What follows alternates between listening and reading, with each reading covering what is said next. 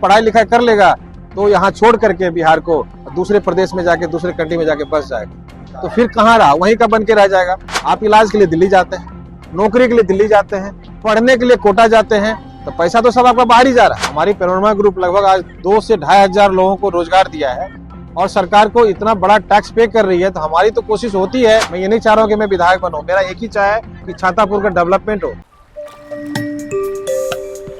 Fund हमने, हमारी चाह नहीं है, मैं ये नहीं चाह रहा हूँ कि मैं विधायक बनूं, मेरा एक ही चाह है कि छातापुर का डेवलपमेंट हो।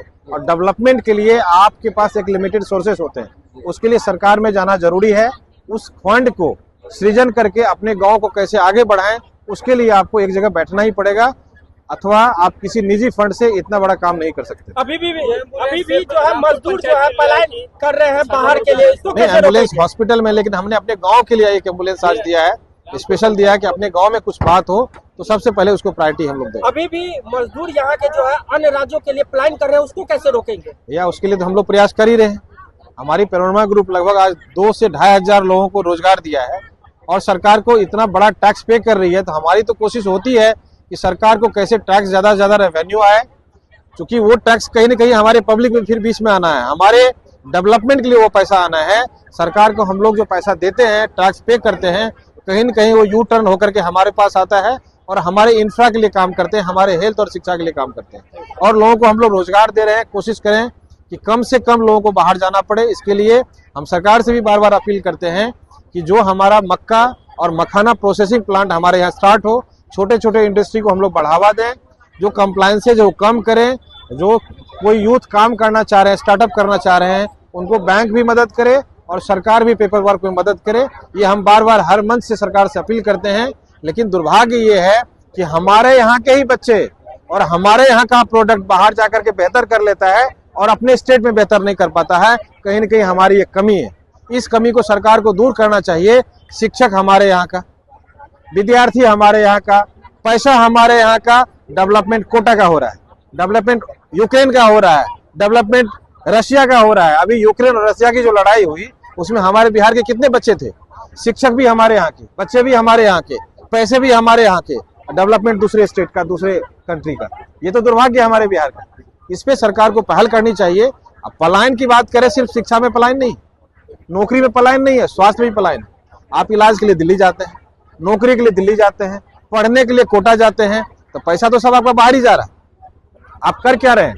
और जब हमारे यहाँ के यूथ भी हैं, जब कुछ पढ़ाई लिखाई कर लेगा तो यहाँ छोड़ करके बिहार को दूसरे प्रदेश में जाके दूसरे कंट्री में जाके बस जाएगा, तो फिर कहाँ रहा, वहीं का बन के रह जाएगा।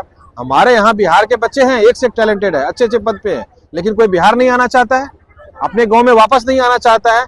मैं ऐसे युवाओं से अपील करता हूं, आपको जो भी जिस किसी कंट्री में, जिस किसी स्टेट में करना है वो आप जरूर कीजिए, लेकिन अपने गांव के लिए भी कुछ कीजिए, ताकि आप जहां से जन्मे पले बड़े हैं उनका ऋण कैसे अदा करें, इसके लिए बहुत बड़ी पहल करें। कि पहले कहता है फर्स्ट डिजर्व देन डिजायर, तो पहले हम उस योग्य बन जाएं और लोग हमको समझेंगे कि नहीं इस काबिल है, तो लोगों का प्यार और समर्थन मिलेगा और सभी का ब्लेसिंग्स मिलेगा, तो इस काम को भी हम लोग करेंगे। लेकिन सबसे पहला मकसद जो हमारा है, plantation drive, art, culture, sports, और हमारे बच्चे कुछ बेहतर करें, हमारे छातापुर के, हमारे सुपौल जिला के, उसके लिए जो हम प्रयास कर रहे हैं।